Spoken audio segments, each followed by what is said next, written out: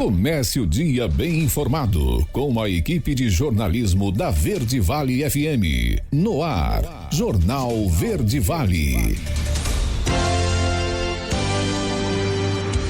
6h31. Olá, muito bom dia para você amanhã de terça-feira, 14 de maio do ano de 2024. Estamos começando pela Verde Vale FM, uma emissora do Sistema Verde Vale de Comunicação, mais uma edição do nosso Jornal Verde Vale. Comigo, aqui na bancada da Liana Oliveira. Muito bom dia. Muito bom dia para você, Wesley. Muito bom dia para você também que acompanha a programação aqui da Rádio Número 1 da região. Agora 6h32. Começando mais uma edição do Jornal Verde Vale dessa terça-feira. Agora você confere os destaques das últimas 24 horas. Jornal Verde Vale.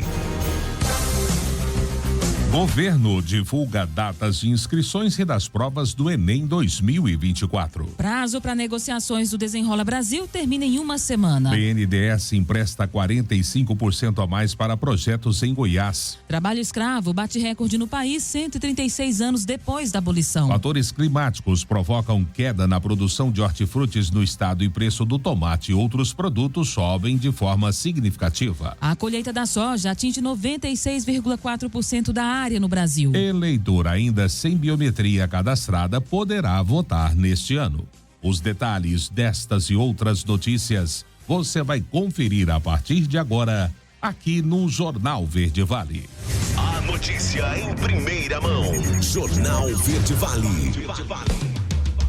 Jornal Verde Vale. Verde Vale. Notícias do Brasil.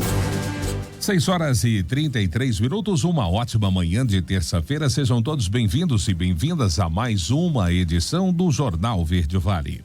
Olha, o governo federal divulgou nesta segunda-feira o cronograma de aplicação das provas do Exame Nacional do Ensino Médio Enem 2024. As inscrições começarão no próximo dia 27 e vão até 7 de junho. As provas serão aplicadas entre 3 e 10 de novembro. Pela programação, o gabarito oficial será divulgado no dia 20 de novembro. A previsão dos resultados oficiais estão marcados para o dia 13 de janeiro do ano que vem. O candidato pode se inscrever pelo site enem.inep.gov.br/participante. A taxa de inscrição no valor de R$ 85 pode ser paga até o dia 12 de junho. Outras solicitações como para o tratamento por nome social e atendimento especializado serão aceitas até o dia 7 de junho. Os resultados sobre os pedidos especiais serão publicados no dia 17 de junho, quando inicia o período de recursos. Esse prazo vai até o dia 21. Posicionamento sobre os recursos pode sair no dia 27 de junho. Na página do participante, o candidato acessa, aliás, o cartão de confirmação da inscrição em data a ser divulgada no documento. É informado o número de inscrição, a data, a hora e o local do exame. No cadastro é feita a opção de língua estrangeira. E o presidente Luiz Inácio Lula da Silva adiou a viagem que faria ao Chile em razão da crise no Rio Grande do Sul. O estado enfrenta a maior tragédia climática da sua história, após ser atingido por chuvas e enchentes desde o fim do mês de abril. A visita à capital chilena, Santiago, estava prevista para os dias 17 e 18 de maio. As novas datas ainda não foram confirmadas. De acordo com o Ministério das Relações Exteriores, o adiamento se deve à necessidade de acompanhar a situação e de coordenar o atendimento à população afetada, além das tarefas de reconstrução. Neste fim de semana, voltou a chover forte no Rio Grande do Sul e as autoridades alertam a população a buscar áreas seguras. Dos 497 municípios do estado, 447 foram afetados. De acordo ainda com o último balanço da Defesa Civil do Rio Grande do Sul, divulgado na manhã desta segunda-feira, foram registradas 147 mortes até o momento, há 127 pessoas desaparecidas e 538.241 ficaram desalojadas. Ao todo, 80.826 pessoas encontram-se em abrigos temporários espalhados pelo estado. E o Guaíba supera 5 metros e sul do Rio Grande do Sul fica em alerta por pico de enchentes. E quem traz os detalhes é Diego Brião. A situação do Lago Guaíba, localizado junto à cidade de Porto Alegre, voltou a ter uma medição superior a 5 metros. Na segunda-feira, a medição oficial da Prefeitura contabilizou esta altura no nível da água. A cota de inundação é de 3 metros, ou seja, o Guaíba está 2 metros acima desta condição. Este lago havia deixado a casa dos 5 metros no dia 9 de maio. O Guaíba recebe águas de rios do interior gaúcho, onde houve volumosas chuvas durante o final de semana. Com este panorama, o governador do Rio Grande do Sul, Eduardo Leite, em entrevista coletiva concedida na segunda-feira, destacou a preocupação das autoridades com a Lagoa dos Patos, na região sul do estado, onde deságua o Guaíba. Desde a região sul, onde há elevação também no nível da Lagoa dos Patos, dos municípios que nos preocupam, né? Pelotas, Rio Grande, São Lourenço do Sul, São José do Norte, ali especialmente a gente faz um acompanhamento com as nossas forças de segurança, com o apoio das Forças Armadas, e o apelo a todos para que atendam aos alertas, saiam das áreas de risco. As prefeituras já emitiram, né, os comunicados de evacuação de localidades que já foram atingidas e poderão ter agravamento do quadro ao longo desses próximos dias, e a expectativa de que entre hoje e quarta-feira a gente tenha aí o momento mais grave das inundações nesses municípios da região sul. Kátia Valente, meteorologista e coordenadora da Sala de Situação da Secretaria do Meio Ambiente e Infraestrutura do Rio Grande do Sul, salienta que o frio deve marcar o panorama do clima no estado durante esta semana. Nós tivemos volumes aí que variaram somente nesse final de semana de 200 a 320 milímetros na Serra, até 180 na região metropolitana e também em torno de 180 no litoral norte. E a perspectiva agora é de que então a chuva diminua, não tem previsão assim de chuvas com volumes muito elevados, e que agora o que vai predominar é a massa de ar frio, e ela vem com forte intensidade, principalmente entre a quarta e a próxima sexta-feira. Dados divulgados pelo governo do Rio Grande do Sul mostravam que na segunda-feira 2 rios, o Gravataí e o dos Sinos, ainda apresentavam elevação do nível das águas. Já os rios Taquari e Caí tinham as respectivas medições em queda. Estes são alguns dos rios que desaguam no Lago Guaíba, que fica situado junto à capital gaúcha. Para obter informações sobre doações, Pix e demais formas de auxílio à população do Rio Grande do Sul, acesse o site sosenchentes.rs.gov.br. A Agência Rádio Web de Porto Alegre, Diego Brião. Jornal Verde Vale. Notícias de Goiás. 6h38 agora. E o governador Ronaldo Caiado embarcou neste domingo para os Estados Unidos, onde irá cumprir a agenda até a próxima quinta-feira. Ele terá agendas com lideranças empresariais em eventos promovidos pelo Grupo de Lideranças Empresariais e também pelo jornal Valor Econômico. Durante o período, o vice-governador Daniel Vilela assumiu o cargo interinamente pela 7ª vez. A assessoria de Caiado confirmou que as agendas buscam ampliar a sua interlocução política com lideranças do setor produtivo nacional e internacional. Toda a agenda foi articulada pelo próprio governador em conjunto com os empresários. Desta última segunda-feira, ontem, portanto, ele teve compromissos reservados com lideranças empresariais. Mas tanto nessa terça-feira como na quarta-feira, amanhã, ele vai participar de eventos. Hoje, ele terá reunião com membros do LIDE. No dia seguinte, amanhã, portanto, ele participará da Summit Valor Econômico com outros empresários, políticos e colegas governadores. O evento buscará debater as relações entre Brasil e Estados Unidos. E pessoas próximas a Vanderlan Cardoso dizem que o senador não está preocupado com a apontada falta de apoio do empresariado para o projeto dele à Prefeitura de Goiânia. Conforme apurado, uma parte massiva dos membros do Fórum Empresarial já está fechada com o candidato do governo, Sandro Mabel. Mas, ao mesmo tempo, esses mesmos empresários não teriam cessado o diálogo com Vanderlan Cardoso. Os dois pré-candidatos tentam se carimbar como políticos, gestores e representantes da indústria. Mas, por enquanto, Mabel é quem tem tido mais êxito nas conversas com representantes de entidades da indústria. Ao mesmo tempo, Vanderlan trabalha com a possibilidade de levar uma fatia expressiva do setor para o seu apoio até a data das convenções partidárias. E fatores climáticos provocam a queda na produção de hortifrutos no estado, e o preço do tomate e de outros produtos sobem de forma significativa. Quem traz detalhes dessa projeção é Isabela Mendes. A alta do preço do tomate já chegou no bolso do consumidor. Infelizmente tudo está mais caro, né? Mas temos que comprar, né? Fazer o quê? E o feirante também está sentindo o preço mais salgado. Produção tá pouca demais aqui em Goiânia. Os tomates, quem carregaria, por exemplo, 200 caixas tá pegando 50. Aí o pessoal ainda tá vindo buscar o tomate em Goiânia para levar para fora e se torna mais caro ainda. O preço mais caro do tomate não é só impressão de quem compra. Segundo dados do IPCA, a variação de valor do produto chegou a aumentar 40,5% nos últimos 12 meses. E as condições climáticas são as principais responsáveis por essa dinâmica no mercado. Ele está relacionado à queda da produtividade devido aos fatores climáticos que nós viemos enfrentando nesses últimos tempos, né? Tivemos um calor excessivo e depois condição de muita chuva, o que ocasionou muita umidade. Então a gente teve muita queda, né, dos botões florais, o que diminuiu muito a produtividade em campo. Então metade da produção foi embora, não só no tomate, como no pepino, jiló, berinjela. Tudo tem tido o preço elevado. O gerente da divisão técnica da Ceasa conta ainda que o preço do tomate e de outros produtos deve se estabilizar nos próximos meses. Os preços dos hortifruti no nosso mercado da Ceasa agora estão gradativamente voltando à normalidade. Entretanto, ainda existem alguns produtos que ainda não considerados ainda em valores elevados. Destaco aqui o preço do tomate, a vagem, a cenoura, a beterraba e a cebola.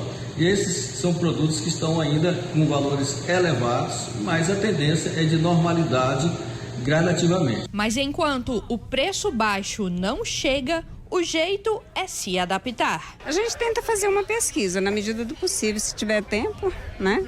A gente faz uma pesquisa, mas na maioria das vezes a gente tem que encarar, porque às vezes eu preciso daquilo que está mais caro, aí compro. Isabela Mendes, da Agência Brasil Central.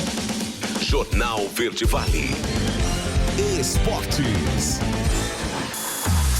6h43. Considerado uma das grandes joias do futebol brasileiro, Vitor Roque não deve permanecer no Barcelona para a próxima temporada. De acordo com informações do Diário AS da Rádio Cadena, o Barça, na figura do técnico Xavi, não conta com atacante para 2024/25 e o empréstimo é visto com bons olhos pela comissão técnica catalã. Deco, ex-jogador e atualmente diretor do Barcelona, foi quem antecipou a ida de Vitor Roque para o Barcelona e também tentará conversar com o atacante e o seu empresário, André Curi, para negociar um empréstimo do jogador na próxima temporada para ele ganhar minutagem. No entanto, Roque e seu agente teriam dito recentemente que a única chance do atacante deixar o Barcelona seria uma transferência definitiva. Vitor Roque chegou ao Barcelona no fim do ano passado, se apresentando ao clube no dia 27 de dezembro. Desde então, o atacante não recebeu tantas oportunidades do técnico Xavi. O brasileiro fez apenas 13 partidas com a camisa do clube catalão, totalizando 310 minutos e marcou apenas 2 gols, ambos em jogos pelo Campeonato Espanhol.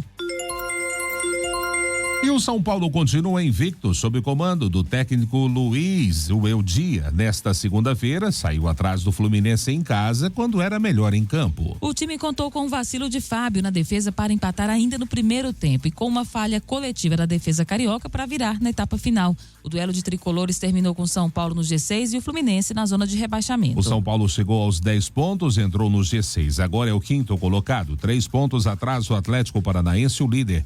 O Fluminense fica na zona do rebaixamento, na 17ª posição, com 5 pontos. O São Paulo volta a campo na quinta-feira em casa para enfrentar o Barcelona de Guayaquil pela Libertadores. Depois recebe o Cruzeiro, outra vez no Morumbis, pela 7ª rodada do Brasileirão. O Fluminense também joga na quinta pela Libertadores contra o Cerro Porteño como mandante. O duelo contra o Juventude, que aconteceria na 7ª rodada do Brasileirão, foi adiado e não tem data marcada. Jornal Verde Vale. Agronegócios. 6h45. O Departamento de Agricultura dos Estados Unidos trouxe no fim da tarde de ontem os números atualizados do plantio da safra 24/25 até o último domingo. No caso da soja, a área plantada alcançou 35% e veio abaixo das expectativas do mercado, que era de 39%. Na semana anterior, esse índice era de 25%. No mesmo período do ano passado, o índice era de 45%, e a média das últimas 5 temporadas de 34%. O boletim informou ainda que 16% dos campos já germinaram, contra 9% da semana anterior e 10% da média. O estado de Illinois, o maior produtor de soja dos Estados Unidos, já tem 39% de área plantada, um número bem abaixo do registrado no mesmo período de 2024, que era de 74%. A média para o estado, porém, é de 43%. O Departamento de Agricultura americano informou ainda que em uma semana o índice de área plantada no milho saltou de 36% para 49%. Exatamente como o mercado esperava. No ano passado eram 60% e na média 54%. Ainda segundo esse reporte, 23% das lavouras já estão em fase de emergência, contra 12% da semana anterior, 25% de 2023 e 21% da média dos últimos 5 anos. A notícia em primeira mão. Jornal Verde Vale. Jornal Verde Vale. Verde Vale. Notícias do Brasil. 7h01, já de volta com o segundo bloco do Jornal Verde Vale. O ministro da Fazenda, Fernando Haddad, anunciou ontem a decisão de suspender o pagamento da dívida do Rio Grande do Sul com a União pelo período de 36 meses. Além disso, os juros que corrigem a dívida anualmente em torno de 4% serão perdoados pelo mesmo período. O estoque da dívida do Estado com a União está em cerca de 100 bilhões de reais atualmente. Com a suspensão das parcelas, o Estado irá dispor de 11 bilhões a serem utilizados em ações de reconstrução. O Rio Grande do Sul é um dos estados que participa de um regime de recuperação fiscal com a União, assinado em 2022, e enfrenta efeitos devastadores das enchentes que atingem a região há cerca de 2 semanas. O anúncio da suspensão da dívida foi feita durante uma reunião com as presenças do presidente Lula, do governador gaúcho Eduardo Leite, que participou de forma remota, dos presidentes da Câmara dos Deputados Arthur Lira e do Senado Rodrigo Pacheco, do vice-presidente do Supremo Tribunal Federal Edson Fachin, do vice-presidente do Tribunal de Contas da União Vital do Rego, além de outros ministros do governo federal, como Rui Costa, da Casa Civil, e Paulo Pimenta, da Comunicação Social. Segundo Haddad, a suspensão da dívida e renúncia de juros está prevista em uma proposta de lei complementar que será enviada ao Congresso Nacional, que precisa aprovar o texto. O projeto de lei prevê que os recursos que o Rio Grande do Sul deveria pagar à União sejam depositados em um fundo contábil com aplicação exclusiva em ações de reconstrução da infraestrutura do Estado. E o prazo para renegociar dívidas sob condições do programa Desenrola Brasil vence na próxima segunda-feira para devedores que se encaixam na faixa 1. Dados do Ministério da Fazenda apontam que até a semana passada, 14,75 milhões de pessoas já haviam renegociado cerca de 51 bilhões de reais em dívidas. Iniciada em outubro do ano passado, a faixa 1 contempla pessoas com renda de até 2 salários mínimos ou inscritas no CadÚnico. A etapa engloba dívidas que tenham sido negativadas entre janeiro de 2019 e dezembro de 2022 e não podem ultrapassar o valor atualizado de R$20 mil cada, valor de cada dívida antes do desconto do Desenrola. Por meio do programa, inadimplentes têm acesso a descontos de em média 83% sobre o valor das dívidas. Em algumas situações, segundo o Ministério, o abatimento pode ultrapassar 96% do valor devido. Os pagamentos podem ser feitos à vista ou parcelados, sem entrada e com até 60 meses para pagar. 7:03. Trabalho escravo, infelizmente, bate recorde no país após 136 anos depois da abolição. Quem traz essa triste estatística é Rafael Silva. A abolição da escravatura no Brasil ocorreu há 136 anos, mas ainda em 2024 é uma realidade. Explica o coordenador nacional de erradicação do trabalho escravo e enfrentamento ao tráfico de pessoas do Ministério Público do Trabalho, Luciano Aragão. 13 de maio marca em nosso país o dia da abolição da escravidão. Só que nós precisamos refletir que essa abolição foi, na verdade, um ato formal que veio desacompanhado de ações voltadas à redução de vulnerabilidade, de medidas para a inserção social e produtiva daquelas pessoas então libertadas. Isso acabou gerando, ao longo dos anos, inevitavelmente, que essas pessoas, que seus descendentes, que gerações após gerações, fossem submetidas à mesma forma de violação de direitos humanos, à mesma exploração, sob, claro, novas roupagens, novas formas de escravidão contemporânea. No ano passado, 3.190 trabalhadores foram resgatados de trabalho análogo ao de escravos em todo o Brasil. Em 2022, nós tivemos a maior quantidade de trabalhadores resgatados nos últimos 10 anos. Em 2023, a maior quantidade de trabalhadores resgatados nos últimos 14 anos. O impasse entre auditores fiscais do trabalho em greve e o governo federal também preocupa, pois compromete ações de enfrentamento ao trabalho escravo, explica o procurador do MPT, Luciano Aragão. E neste dia da abolição, nós precisamos refletir e exigir, enquanto sociedade, enquanto instituições, que esse impasse seja resolvido, que essa questão seja resolvida pelo governo federal, pelo Ministério do Trabalho, para que as atividades dos auditores fiscais do trabalho sejam retomadas e a política interinstitucional de combate ao trabalho escravo volte a contar com esse importante parceiro e possa ser realizada a contento ao longo ainda desse ano de 2024.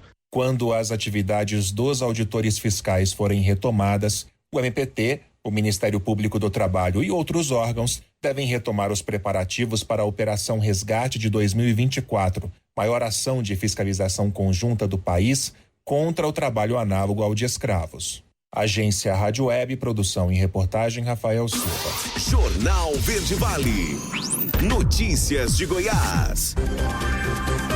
7h06. E uma festa com som automotivo que era realizada em Rio Verde, na região sudoeste goiana, foi encerrada antes do horário previsto, depois que seguranças não conseguiram conter uma briga generalizada. No local, um homem foi preso armado com um revólver calibre 38. Foi nas primeiras horas da manhã desse último domingo, Daliana, que seguranças da festa realizada no bairro César Bastos ligaram para a Polícia Militar e solicitaram apoio para conter brigas que aconteciam no local. Imagens feitas por pessoas que participavam do evento registraram detalhes da confusão que envolveu até mesmo algumas mulheres. Quando chegaram no local, os policiais do 2º Batalhão determinaram que o som dos veículos fosse desligado e que os participantes se retirassem do local.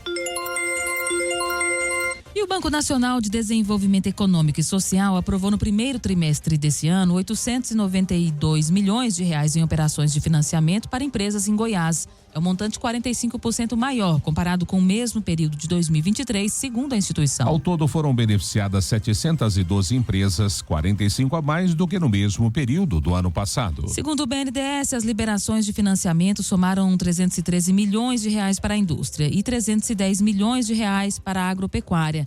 Além disso, foram 139 milhões para o setor de comércio e serviços e 129 milhões e 400 mil para a infraestrutura. Para micro, pequenas e médias empresas, as aprovações somaram 537 milhões e 500 mil reais, valor 94% maior do que em 2023. E o CTG faz arrecadação para o Rio Grande do Sul e alerta que, se possível, pessoas separem peças de roupas que vão doar para facilitar a entrega de produtos. A reportagem é com Pedro Henrique Rabelo. O CTG, Centro de Tradições Gaúchas em Goiânia, fica na Vila Clemente e também está participando da campanha de arrecadação para o Rio Grande do Sul.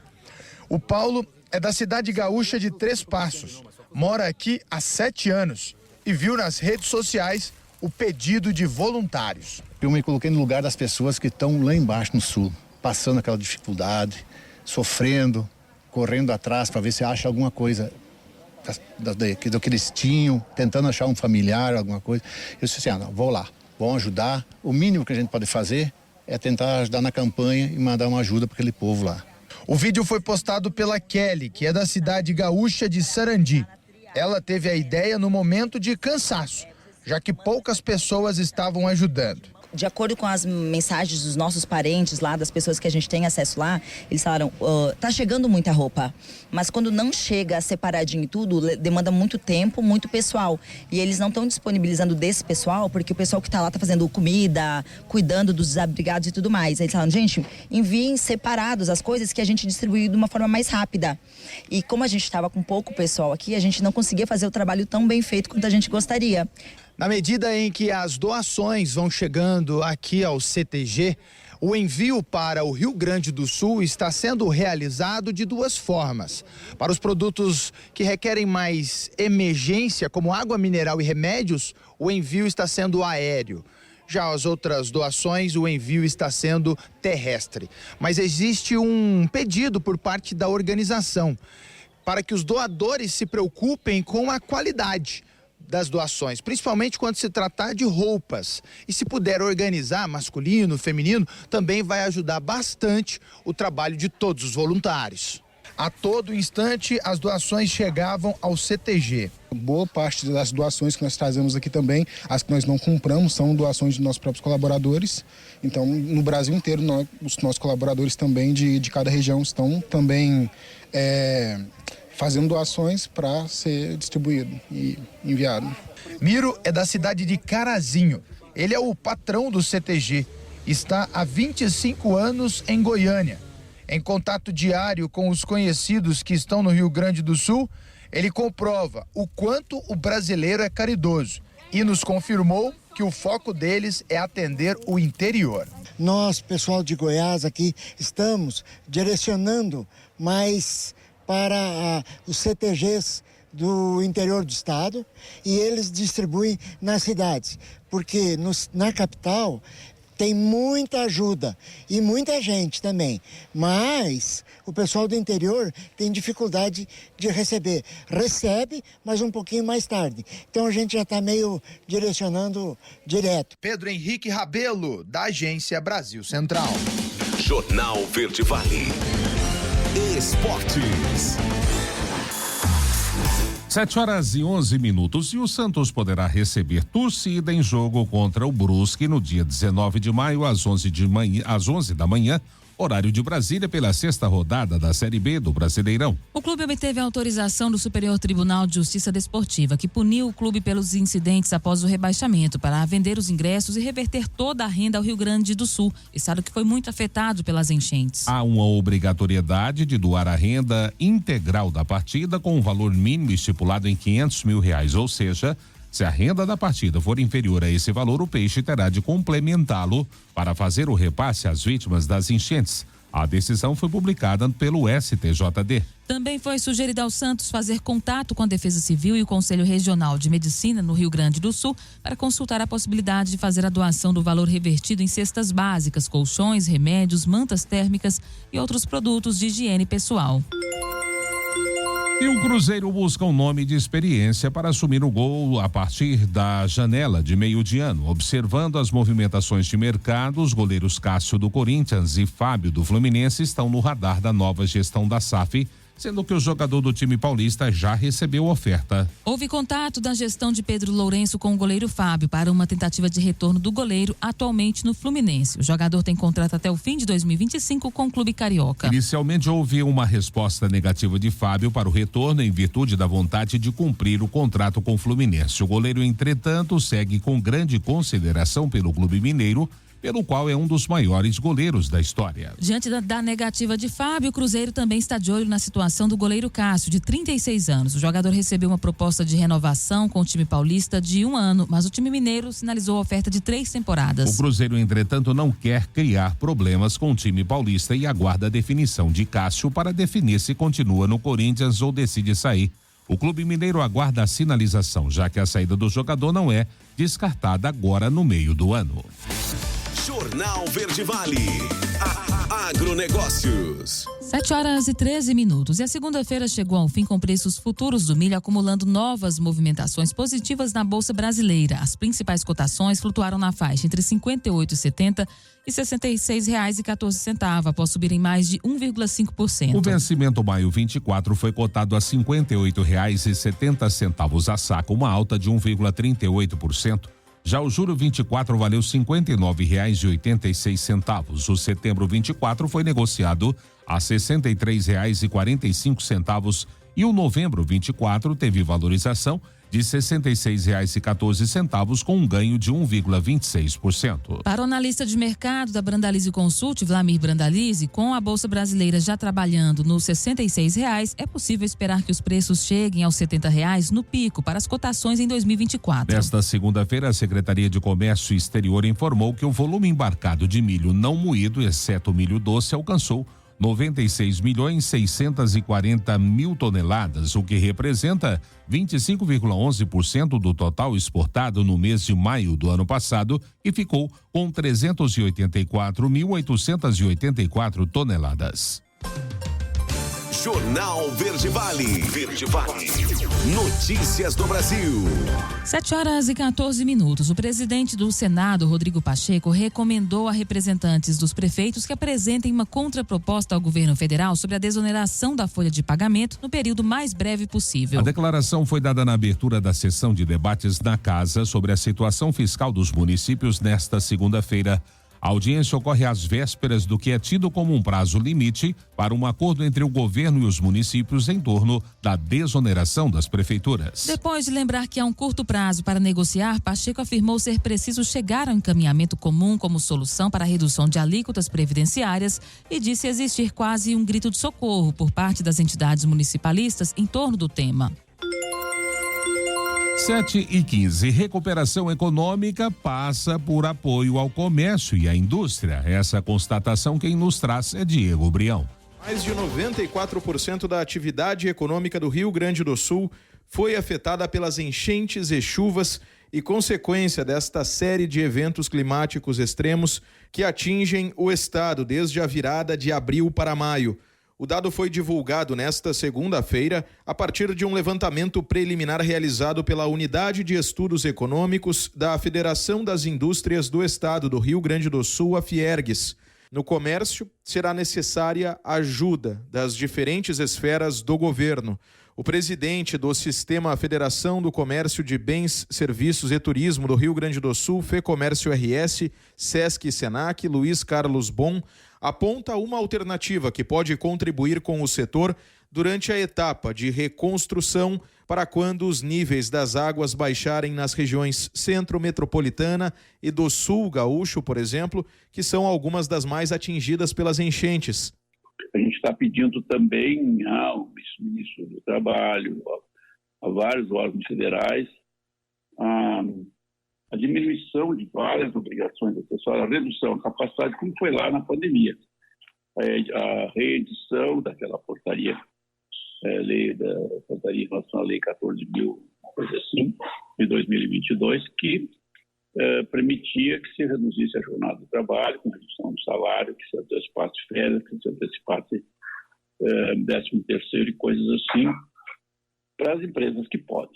Professores da Faculdade de Ciências Econômicas da Universidade Federal do Rio Grande do Sul, a URGS, elaboraram um documento com medidas que podem ajudar o Estado neste momento. O professor André Moreira Cunha, que é o vice-reitor da Faculdade de Ciências Econômicas da URGS, destaca a importância que precisa ser dada às mudanças climáticas no contexto do debate econômico. Um conjunto de propostas que vão na direção dessa reconstrução de longo prazo, que passam por financiamento, que passam pelo redesenho das políticas públicas. E aí, ali nesse documento nós mostramos que os bancos internacionais, as instituições que pensam esses temas, têm gerado evidências de que o risco climático ele é muito significativo para as economias. Então, esses eventos extremos hoje são 4 vezes maiores do que eram nos anos 70, nos anos 80. O custo desses eventos sobre as economias também são muito significativos. Então, a ideia é trabalhar com a prevenção. Isso vai envolver investimentos muito importantes. No dia 9 de maio, o governador do Rio Grande do Sul, Eduardo Leite, anunciou que serão necessários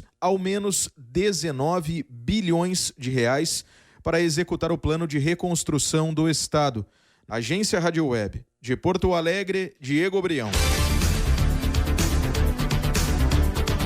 7h18 agora. Último intervalo do Jornal Verde Vale desta terça-feira. No próximo bloco, colheita da soja atinge 96,4% da área no Brasil. E o eleitor ainda sem biometria cadastrada poderá votar nesse ano. E claro, também espaço para as nossas notícias locais com ele, J. Pereira. Não saia daí. A gente volta já trazendo tudo em detalhes para você. Jornal Verde Vale. Jornal Verde Vale. Verde Vale. Notícias do Brasil. 7h28. Já de volta com o Jornal Verde Vale desta terça-feira aqui pela Verde Vale FM, uma emissora do Sistema Verde Vale de Comunicação. Olha, o eleitor que possui título eleitoral e está em situação regular mas não cadastrou a biometria poderá votar normalmente nas eleições de outubro. Esse tipo de identificação foi registrado para todos que tiraram o primeiro título de eleitor e aqueles que estavam irregulares, com o título cancelado, por exemplo, e ainda não tinham os dados cadastrados. A medida, segundo o Tribunal Superior Eleitoral, deve dar mais precisão ao reconhecimento do votante e evitar as filas. Só fica impedido de votar o eleitor que não tiver comparecido ao cartório eleitoral após convocação pela Justiça Eleitoral para a revisão biométrica. Segundo a Corte, títulos emitidos em momento de suspensão de coleta biométrica, como na pandemia de Covid-19, precisavam ter realizado o cadastramento de dados, podendo estar em situação de irregularidade. Para saber se o seu documento está cancelado ou se a sua biometria já foi cadastrada, acesse a página do TSE ou do TRE, o Tribunal Regional Eleitoral do seu estado. Clique na aba Serviços e faça a consulta em situação eleitoral. Também é possível verificar o dado a partir do aplicativo e-Título, disponível gratuitamente nas lojas do sistema iOS e Android. E a Petrobras anunciou nesta última sexta-feira mudanças na comercialização do gás natural para distribuidoras estaduais e para os consumidores livres. Essas alterações podem reduzir o preço do combustível em até 10%, a depender dos contratos e volumes movimentados. No caso das distribuidoras estaduais, a Petrobras informa que passará a valer um mecanismo de redução de preço nos contratos de venda de gás natural atualmente vigentes. No caso dos consumidores livres, a Petrobras informou que ofertará uma nova carteira de produtos de venda em condições mais customizadas e competitivas. Consumidores livres são aqueles que têm autorização de comprar o gás natural diretamente de produtores, importadores ou comercializadores, sem passar pelas distribuidoras estaduais de gás canalizado. A redução não necessariamente será a mesma observada pelos consumidores finais do gás natural em residências e estabelecimentos, porque o preço final não é determinado apenas pelo preço de venda pela Petrobras.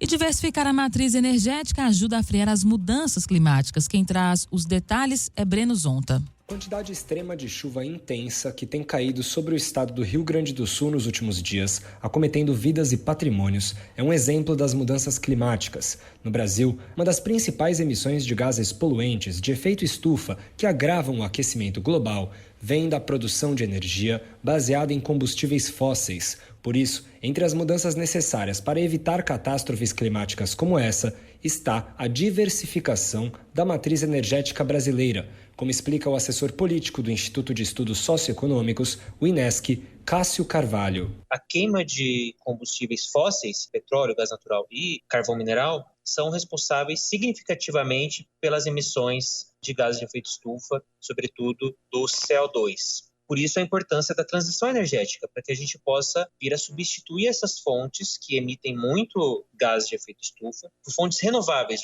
Para Cássio, uma das prioridades nessa diversificação deve ser a expansão da chamada geração distribuída de energia, que é composta pelos painéis fotovoltaicos para a produção de energia solar. No entanto, o investimento do governo federal para essa modalidade tem sido insuficiente. De acordo com o balanço do INESC, nas ações dos ministérios de Ciência, Tecnologia e Inovação e de Agricultura e Abastecimento, a execução financeira que contemplou a geração distribuída até passou de cerca de R$ 560 mil em 2022 para cerca de R$ 1.200.000 em 2023, um aumento de 124%. De acordo com o assessor político do INESC, o valor precisa subir muito. Apesar de existirem recursos e apesar de a comparação entre 2022 e 2023 o recurso tenha aumentado, ainda é muito aquém do que a gente necessita para que a gente possa elevar a geração distribuída para ganhar escala e para alcançar as famílias que realmente necessitam para reduzir, por exemplo, a pobreza energética presente no nosso país. Cássio lamenta que o Ministério de Minas e Energia, em 2023, autorizou apenas R$ 500 mil para a geração distribuída e não executou nenhum centavo desse recurso. Atualmente, esse modelo renovável, segundo o assessor político, ainda é privilégio financeiro de poucos brasileiros e, por isso, o Instituto avalia que o poder público deve se esforçar para ampliar esse acesso. Agência Rádio Web, produção e reportagem, Breno Zonta. Jornal Verde Vale. Notícias de Goiás.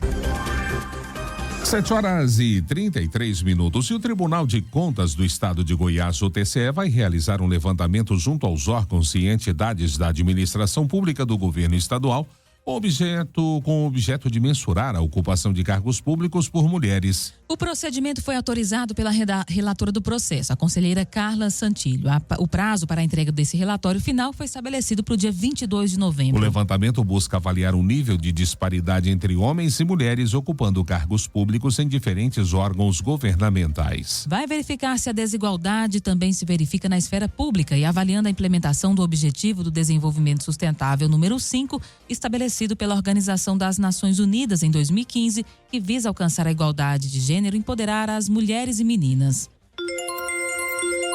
E as vendas de automóveis e comerciais leves cresceram 15,3% no mês passado aqui em Goiás, com 8.081 unidades comercializadas. Foi o melhor resultado para o mês de abril desde 2014, quando foram vendidos 9.594 carros. A informação é do Sindicato dos Concessionários e Distribuidores de Veículos Automotores do Estado de Goiás, com base em dados da FenaBrave e entidades que representam as concessionárias. Conforme o relatório da entidade, as vendas cresceram 37,8% em relação a abril do ano passado, quando foram comercializadas 5.861 unidades. No acumulado dos 4 meses, cresceram 21,3%, ou seja, 26.665 veículos. Jornal Verde Vale. Esportes.